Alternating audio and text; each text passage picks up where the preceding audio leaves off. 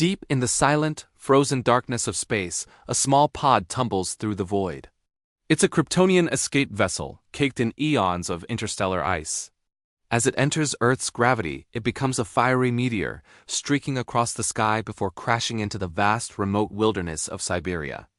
The impact carves a smoldering crater in the snow. With a hiss of ancient machinery, the pod door opens. A teenage girl with blonde hair stumbles out. She's confused, weak, her eyes struggling to adjust. This is Kara Zor-El. Before she can even process the strange, cold world around her, a figure descends from the sky, a man in a familiar red and blue suit, a symbol she recognizes, but not like this. It's her cousin, Kal-El, Superman. Kal? She asks weakly, her voice raspy, speaking their native Kryptonian tongue. You're a man. We just left Krypton. Superman's expression is gentle, filled with a sorrow and wonder she can't yet understand. Kara, he says, his voice a calm anchor in her confusion. Your pod was knocked off course. You've been asleep for a long time. Welcome to Earth. What follows is a whirlwind of discovery and disorientation. We see a montage of Kara learning to live with powers she never knew she had. Under Earth's yellow sun, she's a god, but she feels like a frightened child. She floats into the air by accident, a look of sheer panic on her face. The cacophony of the entire world screaming into her ears is a painful assault on her superhearing. She tries to pick up a simple rock, only for it to shatter into dust in her hand. She possesses incredible power, but she is utterly lost, afraid of the very strength coursing through her veins. This new world is a prison as much as it is a sanctuary. Months pass. We find ourselves in the bustling metropolis of National City. Kara is trying desperately to be normal. She has a life, a job, an identity that hides the alien within. But destiny has other plans. Suddenly, the peace is shattered. A high-tech experimental military drone malfunctions, its advanced weapon systems firing uncontrollably into the crowded downtown streets. Chaos erupts, people scream and run for cover, and Superman? He's off-world, occupied with a Justice League mission. He can't save them. But Kara can hear them. Every single scream is a blade in her heart. She knows she can't stand by. This is the moment. She rushes to a hidden compartment where her cousin left her a gift suit, similar to his own, a symbol of hope. In a blur of red and blue, she makes her choice. She takes to the sky for the first time not as a lost girl, but as a hero. Her first flight is anything but graceful. She's clumsy, inexperienced. She smashes right through a massive billboard, sending debris raining down. But her intent is pure, her will unbreakable. She zeroes in on the haywire drone, her focus absolute. Ignoring the hail of laser fire, she gets right in front of the rogue machine. With a grunt of immense, newly unleashed effort, she crushes its cannons with her bare hands and rips its wings clean off. The drone, now neutralized, plummets harmlessly into a city park. Kara hovers above the street, panting, adrenaline coursing through her.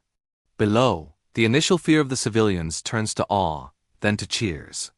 A news helicopter captures the moment, broadcasting her image to the world. They give her a name, a title for the city's new protector, Supergirl. But her heroic debut doesn't go unnoticed.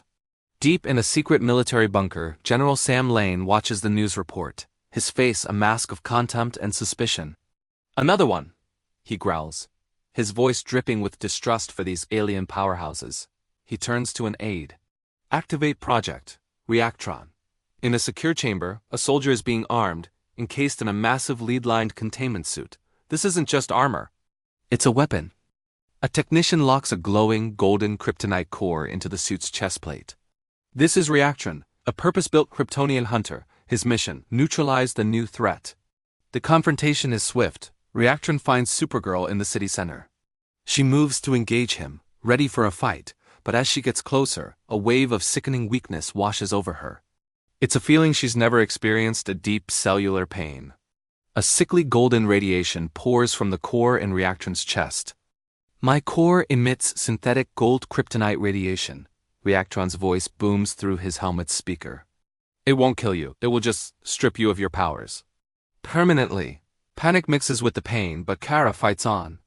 She's still faster, landing a flurry of punches, but it's like hitting a solid lead wall. With every blow, the radiation saps more of her strength. Reactron is slow, a tank, but his every move is deliberate. He fires concentrated beams of the golden energy. One blast catches her on the shoulder. She screams in agony, her powers flickering like a dying light bulb as she crashes hard into the asphalt. The pain is unbearable. Overwhelmed and terrified of losing the very thing that allows her to help, Supergirl is forced to retreat. With the last of her strength, she flies away, Reactron's mocking laughter echoing behind her. His mission for now is a success. Kara recovers in a secret DEO facility, the Department of Extranormal Operations. She's frustrated, angry, and feels utterly helpless. I couldn't even touch him. She vents to her foster sister, the brilliant DEO agent Alex Danvers. How can I fight something that takes away my powers just by being near it? Alex pulls up a detailed scan of Reactron's suit on a large screen. You can't, Alex says, her tone serious but supportive. So don't. You can't fight him with brute force. You're not just strong, Kara, you're Kryptonian. Your mind is a supercomputer.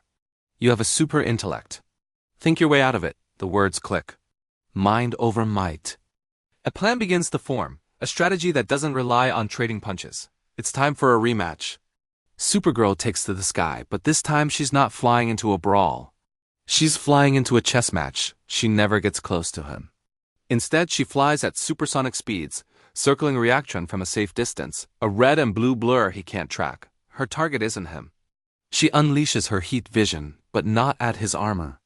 She aims it at the street beneath his feet, targeting the high-pressure water mains running below. They rupture and explode. Geysers of water erupt from the ground, blasting Reactron, knocking the heavy-footed soldier off balance. As he struggles to regain his footing and re-aim his weapons, Kara uses her next ability. She unleashes her freeze breath, turning the water coating his suit's joints into solid ice, effectively immobilizing his arms and legs. He's a statue. For the final move, she flies straight up, miles into the sky, until she's a mere speck against the blue. With a mighty, focused yell, she claps her hands together, creating a perfectly aimed, massive sonic boom that rockets downwards.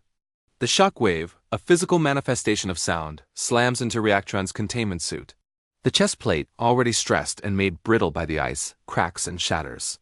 The gold kryptonite core overloads and goes dark. Reactron's suit powers down completely. The massive figure collapses, the soldier inside unconscious but safe. Supergirl lands softly, exhausted but triumphant. She didn't win by being a blunter, less experienced version of Superman. She won by being herself, by being smart. As the sun begins to set, casting a golden glow over National City, Supergirl floats high above the streets. She is no longer just the lost girl from a dead planet or simply Superman's cousin. She looks down at the city, her city, with a warm, confident smile. She has found her place. She has found her purpose. She is its champion. She is Supergirl. Thank you so much for watching. If you enjoyed this deep dive into what a modern Supergirl movie could look like, make sure to hit that like button and subscribe for more content. Let me know in the comments what you'd want to see in a Supergirl film. See you next time.